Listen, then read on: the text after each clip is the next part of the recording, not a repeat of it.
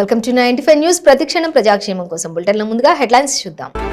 CM KCR పెత్తందారి పాలన పోవాలంటే కాంగ్రెస్ పార్టీని ప్రజలు ఆదరించాలి. ధర్మోజిగూడెం ప్రజా దీవెన సభలో పాల్గొన్న కోమటిరెడ్డి రాజగోపాల్ రెడ్డి. అధర్మంగా పోరాటం చేయడం తుమ్మలకు మొదటి నుండి అలవాటు. ఆయన కోర్టుకు వెళ్లినా ధర్మమే గెలుస్తుందన్న మంత్రి పువ్వాడ అజయ్. తెలంగాణ ఎన్నికల్లో కాంగ్రెస్ పార్టీ గెలుస్తుందనే భయం బీఆర్ఎస్ కు పట్టుకుంది. హైదరాబాద్ ను ఆంధ్ర నేతలే ఎక్కువ అభివృద్ధి చేశారన్న హర్ష కుమార్. గజ్వేల్లో కాంగ్రెస్ ను ఓడించేందుకు బీఆర్ఎస్ బీజేపీ ఒక్కటయ్యాయి. ఇక్కడి ప్రజలకు సీఎం కేసీఆర్ చేసిందేమీ లేదన్న కాంగ్రెస్ అభ్యర్థి నర్సారెడ్డి. ఇక డీటెయిల్స్ చూస్తే యాదాద్రి భువనగిరి జిల్లా చౌటుప్పల్ పరిధిలోని ధర్మోజిగూడెంలోని కాంగ్రెస్ అభ్యర్థి కోమటిరెడ్డి రాజగోపాల్ రెడ్డి ప్రజా దీవెన సభలో పాల్గొన్నారు. ఈ సందర్భంగా ఆయన మాట్లాడుతూ సీఎం కేసీఆర్ పెత్తందారి పాలన పోవాలంటే కాంగ్రెస్ పార్టీని ప్రజలు ఆదరించాలని కోరారు. ఈ కార్యక్రమానికి సిపిఐ నాయకులు పల్లా వెంకటరెడ్డి, మాజీ ఎమ్మెల్యే ఉజ్జాని యాదగిరిరావు, కాంగ్రెస్ పార్టీ రాష్ట్ర నాయకులు తదితరులు పాల్గొన్నారు.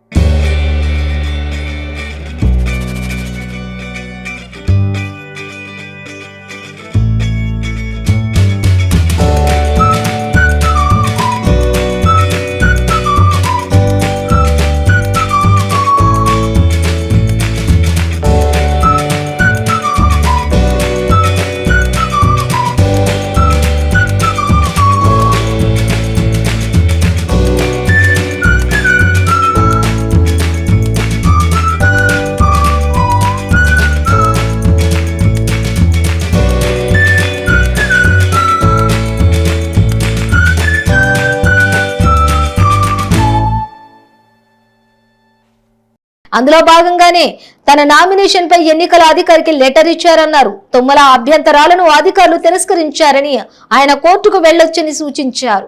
ఎక్కడికెళ్లినా ధర్మమే గెలుస్తుందని స్పష్టం చేశారు మంత్రి పువ్వాడ అజయ్.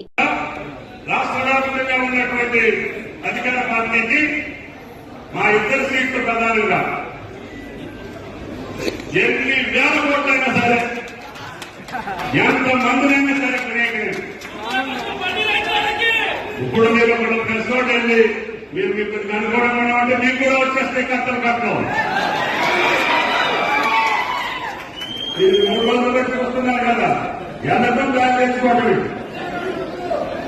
అయినా సరే మాకంతకంటే గొప్ప బలం మీ బలం. మనం జనబలం మాత్రమే, మాది జనబలం. ఆయనకి బలమైన ఎక్కడైనా ఉండొచ్చు, మా బలగం మీ బలగం. మీ బిడ్డ ధైర్యం జల్లిపుడు ఆగట్లేదు, పోలీస్ కేసులు కాగట్లేదు. ఆఖరికి కళ్ళదొప్పలకి నిన్న కూడా ఒక కార్యకర్తనే తరగతి కొట్టారు బీఆర్ఎస్ నాయకులు. అన్ని వడ్డీతోటి చక్రవడ్డీ నేను ఖమ్మం నడిపదార్థం మయూరు బజార్లో సవాల్ చేశాను. నిన్న మీరు చేసే అక్రమాలకి, అన్యాయాలకి, పాపాలకి పరిహారం 3వ తారీఖు చేశాం. రాజకీయాలు ఎత్తడంలో చేశాం. వెంకటరావు గారు, గిరిప్రసాద్ గారు పోటీ చేసినా కూడా మేము ఉన్నాం. 1978 నుంచి వెంకటరావు గారు ఎన్నికల్లో ఉన్నా నేను. ఆ రోజు ఎన్నికల్లో కాబట్టి ఇప్పుడు దాకా నేను అన్ని ఎన్నికల్లో పాల్గొన్నా ఈ జిల్లాలో. ఎంతో మంది ఎంఐఎంఏలతోటి చేయించి కంటే అప్పుడు పొద్దుగా పార్టీ ఏం చెప్తే అది చేశాం. మా పచ్చగంటలు ఉన్నాయి. పొద్దు పెట్టుకుంటే 7 సీట్లు ఇచ్చినా కూడా 7 సీట్లు గెలిపించినటువంటి ఘనత ఈ పచ్చగంటలు. తెలంగాణ ఎన్నికల్లో కాంగ్రెస్ గెలుస్తుందనే భయం బీఆర్ఎస్ కు వ్యక్తమవుతోందని మాజీ ఎంపీ హర్ష కుమార్ అన్నారు. విద్యుత్ సరఫరా కోసం మాట్లాడే అర్హత బీఆర్ఎస్ కు లేదన్నారు. తెలంగాణలో ఉన్న సెటిలర్స్ కేసీఆర్ పై తీవ్ర వ్యతిరేకతతో ఉన్నారన్నారు. 10 ఏళ్ల పాలనలో హైదరాబాద్ లో కేసీఆర్ చేసిన అభివృద్ధి ఏమీ లేదని ఆయన తెలిపారు. హైదరాబాద్ ను ఆంధ్ర నేతలే ఎక్కువగా అభివృద్ధి చేశారని మాజీ ఎంపీ చెప్పారు. హైదరాబాద్ లోని విశ్వరూప మహాసభలోని మోదీ పాల్గొన్నారని, తెలంగాణ ఎన్నికల్లో బీజేపీ మాదిగలను మరోసారి మోసం చేసిందని విమర్శించారు. తెలంగాణలోని మాదిగల ఓట్ల కోసం బీజేపీ కుట్ర చేస్తోందని, మందకృష్ణ బీజేపీకి మద్దతు ఇవ్వటంపై మాదిగల్లో తీవ్ర వ్యతిరేకత వ్యక్తమవుతోందని అన్నారు. పీక్లోకి వెళ్తా ఉన్నాయి. నాకు ఎన్నికల ప్రచారం టీఆర్ఎస్ వాళ్ళ ప్రచారం చూస్తూ ఉంటుంటే ఓటమిని ముందుగానే ఒప్పుకున్నారు అని అనిపిస్తూ ఉంది. దానికి కారణం ఏంటంటే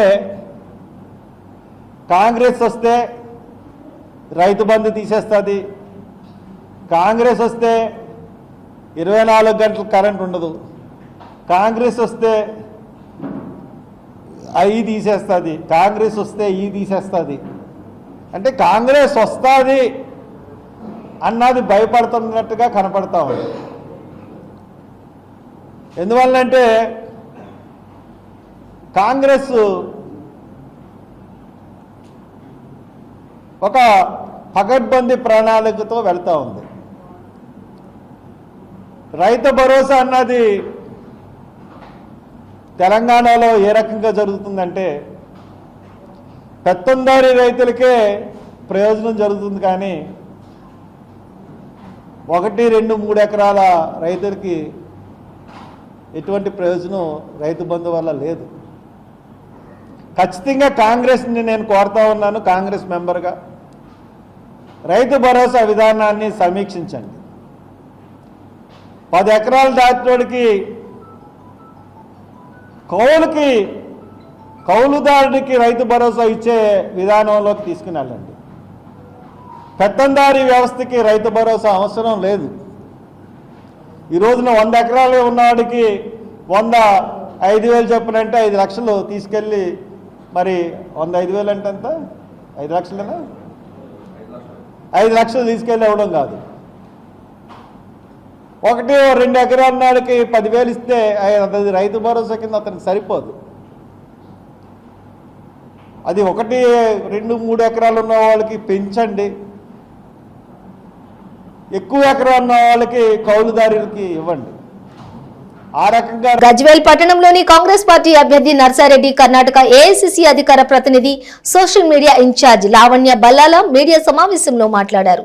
ఎన్నికల ప్రచారంలో భాగంగా వేములగట్టు గ్రామానికి వెళ్లామని, ఆ గ్రామంలో చదువుకోవడానికి 4 గ్రామాల పిల్లలు వచ్చేవారట, కానీ ఇప్పుడు ఆ గ్రామానికి స్కూల్ లేదని ఆరోపించారు. R&R కాలనీలోని ఉన్నటువంటి కుంటలో చాలా మంది పడి చనిపోతూ ఉన్నారని, పట్టించుకునే నాదుడే లేడన్నారు. రానున్న రోజుల్లో కాంగ్రెస్ ప్రభుత్వం వస్తుందని, అందరికీ డబుల్ బెడ్రూమ్స్ వస్తాయని వారు తెలిపారు. బీఆర్ఎస్ బీజేపీ రెండూ ఒకటేనని, ఇక్కడ పోటీ చేస్తున్న ఈటెల కూడా బీఆర్ఎస్ నుంచి వచ్చిన వాడేనని గుర్తు చేశారు. नरसिंह गारू के पास बैठ के मैं बात कर रही हूँ, इसीलिए क्योंकि ये सीएम के आगे लड़ रहे हैं हम. आपके सीएम जो है गजवेल में बहुत बड़ा मैंशन है, हम सब लोग सुने हैं इसके बारे में. इसका 200 बेडरूम का एक फार्म हाउस है. हमें ये लगता था हमारे जो अभ्यर्थी है रेड्डी गारू यहीं पे है, बहुत ग्राउंडेड है, लोगों के बीच में जाके बात करते हैं, यहीं पे काम करते रहते हैं और उसके बाद भी यही रहेंगे. लेकिन आपके सीएम जो है वो उसका बड़ा मैंशन में रह के वहाँ से स्टेट चलाते हैं, है ना, लोगों के बीच में नहीं रहते. आज आते वक्त किसी ने कहा मुझसे कि सीएम के घर के पास आप नहीं जा सकते हो, वहाँ पे सेक्शन 144 है, बहुत पुलिस प्रोटेक्शन है. हम ये पूछना चाहते हैं सीएम से, केसीआर जी से, कि किससे डर है आपको कि इतना पुलिस प्रोटेक्शन है आपके घर के लिए? क्या आपके वोटर से डर है आप लोगों को? क्यों वहाँ पे बैठे हुए हो आप लोगों के बीच में क्यों नहीं हो? आप लोगों को 2 BHK देना था, आज तक नहीं दिए 2 बेडरूम, लेकिन आप तो ऐश कर रहे हो 200 बेडरूम के फार्म हाउस में बैठ के, है ना? आप कहते हो हमारे स्टेट की GDP बढ़ चुका है। कैसे बढ़ चुका है? अमीरों के पास ज्यादा पैसा है आज तेलंगाना में, गरीबों के पास काम नहीं है, गरीबों के बच्चों को काम नहीं है, गरीबों को आज पैसा नहीं है उनके पॉकेट में, है ना? आप कहते हो हम इतने बढ़ चुके हैं तेलंगाना स्टेट IT में, लेकिन मैंने देखा यहाँ पे आपके इंजीनियर को काम नहीं है, आप नोटिफिकेशन नहीं दे चुके हो किसी काम के लिए। टीचर्स के नोटिफिकेशन 6 साल हो चुका है नोटिफिकेशन आके, आपके वो जो असिस्टेंट इंजीनियर के काम के लिए नोटिफिकेशन दे चुके हो आप, उसमें भी पेपर लीक हो गया। कितना काम है? आज आप देख लीजिए तेलंगाना की फार्म GDP को, जो आपके रैत बंधु जो है उनके GDP को देख लीजिए, कम हो चुका है कि नहीं तेलंगाना में?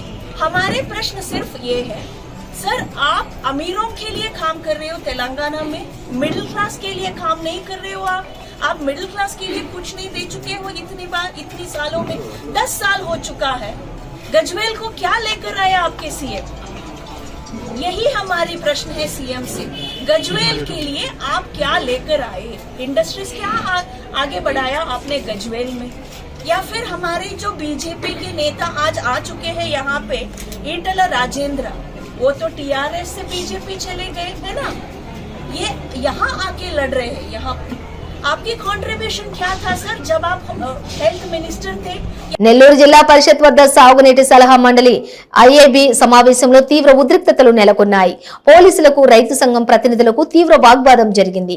రైతు సంఘం నాయకులు టీడీపీ నేత మాలేపాటి సుబ్బానాయుడు, దినేష్ రెడ్డి సహా పలువురు రైతు నాయకులను పోలీసులు అదుపులోకి తీసుకున్నారు.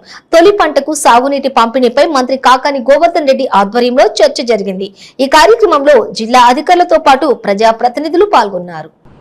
ఇతర రైతులు కానీ అధికారులు కానీ ఇచ్చినటువంటి సూచనలు సలహాలు అన్నిటినీ పరిగణలోకి తీసుకున్న తర్వాత కాస్త నీరు పొదుపు చేసుకుంటూ ఏదైతే పెన్నారి డెల్టాకి సంబంధించి ఒక సాంప్రదాయం ఉందో, ఎంత తక్కువ నీళ్లున్నా మనం పెన్నారి డెల్టా వరకు నీళ్లు ఇచ్చేటువంటి సాంప్రదాయాన్ని కొనసాగించాలనేటువంటి లక్ష్యంతో ఈరోజు ఉన్నటువంటి అవసరాలు, మన దగ్గర ఉన్నటువంటి నీటి లభ్యత సోమశిలలో కావచ్చు, లేదా ఉన్నటువంటి కనిగిరి రిజర్వాయర్, సర్వేపల్లి రిజర్వాయర్లో కావచ్చు, ఇతర మేజర్ ట్యాంక్స్లో కావచ్చు, ఉన్నటువంటి నీటి లభ్యతను బట్టి ఈరోజు దాదాపుగా ఒక 2 లక్షల ఎకరాల వరకు డెల్టాలో ఉంది.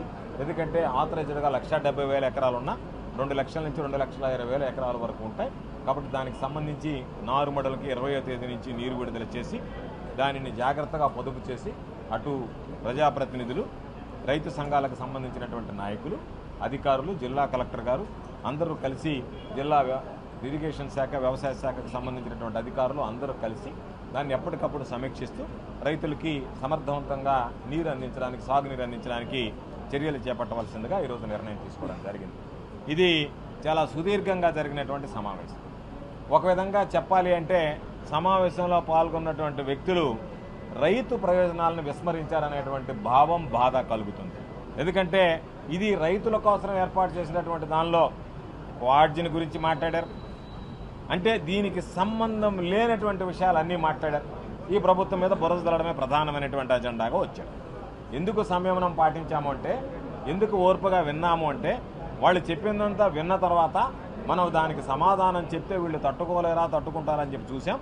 సమాధానం చెప్పే లోపలే, నిర్ణయం తీసుకునే లోపలే బురద జల్లడం, వెళ్ళిపోవడమే మా లక్ష్యం అన్నట్టుగా ఈరోజు మాట్లాడి వాకౌట్ చేసి వెళ్ళిపోవడం జరిగింది. ఎందుకు ఈ విషయం చెప్పాము అంటే, ఈరోజు గంటల కొద్దీ ఉపన్యసించినటువంటి వ్యక్తులు ఎక్కడన్నా రైతులకు సంబంధించినటువంటి సూచనలు, సలహాలు ఇచ్చారంటే పూజ్యం. మొన్నటి వరకు వైఎస్ఆర్ కాంగ్రెస్ పార్టీలో ఉన్నటువంటి వ్యక్తులే, వైఎస్ఆర్ కాంగ్రెస్ పార్టీ భావజాలంతో గెలిచినటువంటి వ్యక్తులే, జగన్మోహన్ రెడ్డి గారి బీఫార్మ్తో గెలిచినటువంటి వ్యక్తులే.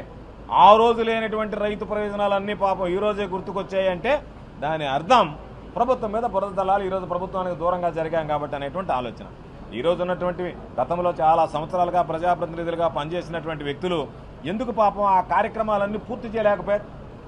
శాసనసభ్యులుగా పనిచేశారు. జాతీయ గ్రంథాలయ వారోత్సవాలు ప్రారంభమయ్యాయి. శ్రీకాకుళంలో గ్రంథాలయ శాఖ ఆధ్వర్యంలో కార్యక్రమాలను ప్రారంభించారు. ముందుగా జవహర్లాల్ నెహ్రూ జన్మదినాన్ని పురస్కరించుకుని ఆయన చిత్రపటానికి జిల్లా అధికారులు పూలమాలలతోటి ఘనంగా నివాళులర్పించారు. అనంతరం విద్యార్థులకు గ్రంథాలయ పుస్తక ప్రాముఖ్యతను, నెహ్రూ జీవిత చరిత్రను వివరించారు.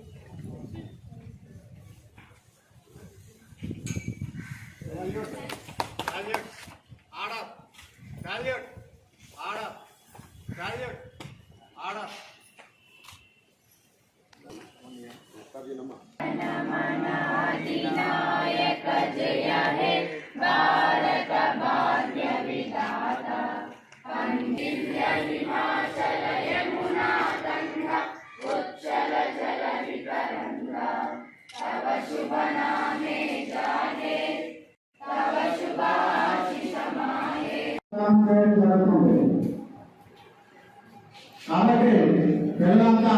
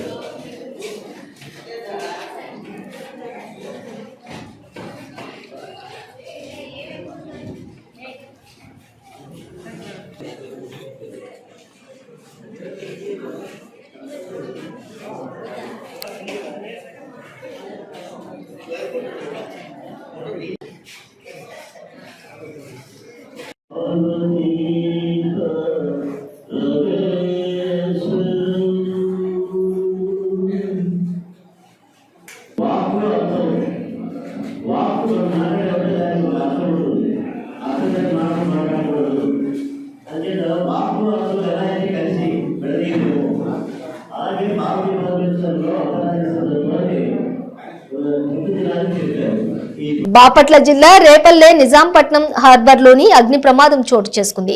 జెట్టీపై నిలిపి ఉన్నటువంటి బోట్లో ఒక్కసారిగా మంటలు చెలరేగాయి. ప్రమాదంలో బోటు పూర్తిగా దగ్ధమైంది. షార్ట్ సర్క్యూట్ వల్ల అగ్ని ప్రమాదం జరిగిందా లేక గ్యాస్ సిలిండర్ పేలిందా అనే కోణంలో విచారిస్తున్నారు మెరైన్ పోలీసులు. దగ్ధమైన బోటు విలువ సుమారుగా 50 లక్షల రూపాయలు ఉండొచ్చని అంచనా వేస్తున్నారు.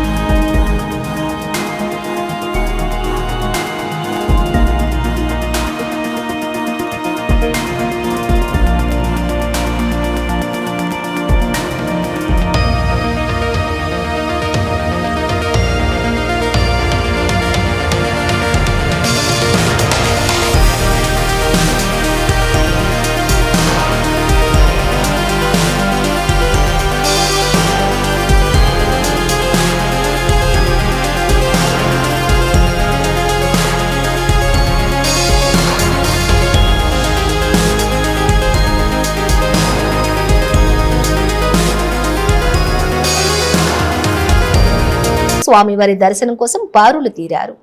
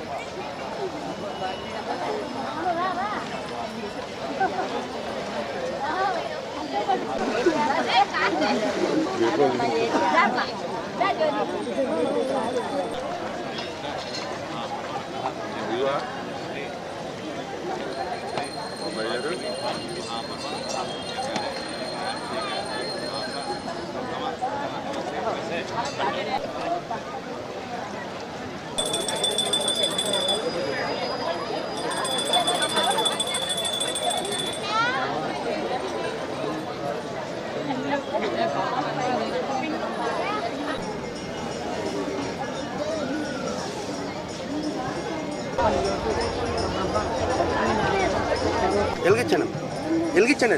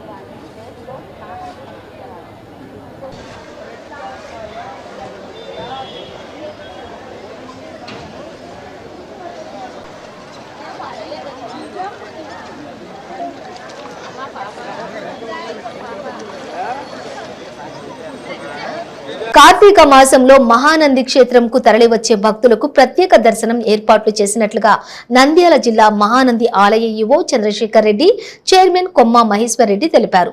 కార్తీక మాసంలోని మహానంది క్షేత్రంకు వచ్చే భక్తులకు రద్దీ అనుగుణంగా ప్రత్యేక దర్శన సమయాలు, సేవలు ఉంటాయన్నారు.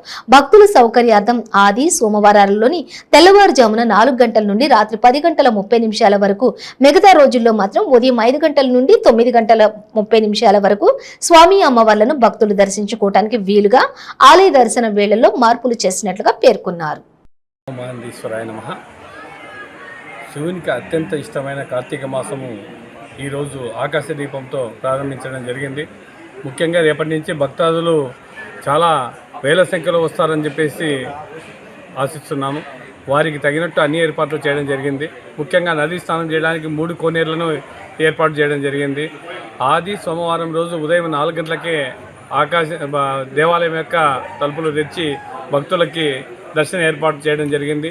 వచ్చిన భక్తులకు అందరికీ ఎటువంటి ఇబ్బంది లేకోకుండా ఇక్కడ వచ్చి దీపం పెట్టుకోవడానికి కానీ, వాళ్ళ యొక్క శివుని కానీ అమ్మవారిని కానీ యొక్క దర్శనం చేసుకోవడానికి కానీ ఎటువంటి ఇబ్బంది లేకుండా అన్ని ఏర్పాట్లు చేస్తున్నాం. కాబట్టి మహానంది క్షేత్రానికి వచ్చే భక్తులకి ఎక్కడ ఎటువంటి ఇబ్బంది లేదు. పార్కింగ్ సౌకర్యం కూడా మన కనీసము ఒక 500 మీటర్ల దూరంలోనే ఏర్పాటు చేశాము. కాబట్టి ఎటు నుంచి ఎటు వచ్చినా కూడా భక్తులకి అన్ని సౌకర్యాలు ఏర్పాటు చేస్తున్నాం. కాబట్టి భక్తులు వేలాదిగా ఈ కార్తీక మాసంలో మహానంది క్షేత్రానికి వచ్చేసి స్వామివారిని అమ్మవారిని దర్శనం చేసుకోవాల్సిందిగా తెలియజేస్తున్నాం. ముగించే ముందు హెడ్లైన్స్ మరోసారి. సీఎం కేసీఆర్ పెత్తందారి పాలన పోవాలంటే కాంగ్రెస్ పార్టీని ప్రజలు ఆదరించాలి. ధర్మోజిగూడెం ప్రజా దీవెన సభలో పాల్గొన్న కోమటిరెడ్డి రాజగోపాల్ రెడ్డి. అధర్మంగా పోరాటం చేయడం తుమ్మలకు మొదటి నుండి అలవాటు. ఆయన కోర్టుకు వెళ్లినా ధర్మమే గెలుస్తుందన్న మంత్రి పువ్వాడ అజయ్.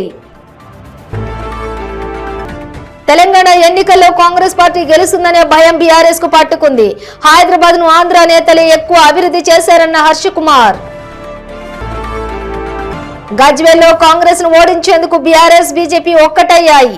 ఇక్కడి ప్రజలకు సీఎం కేసీఆర్ చేసిందేమీ లేదన్న కాంగ్రెస్ అభ్యర్థి నర్సారెడ్డి.